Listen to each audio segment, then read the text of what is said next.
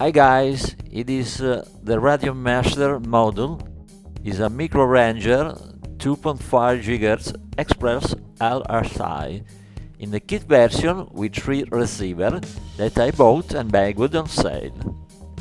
The module is in GI format and fits very well on my Taranis QX7 HS.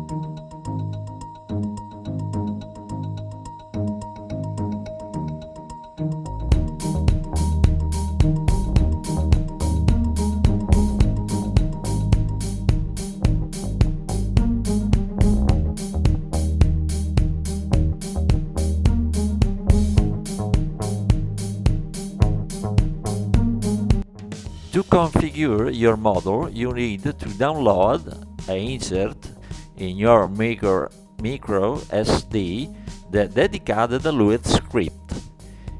In my next video dedicated to the model, I will show you how to update it, how to download the Lua script.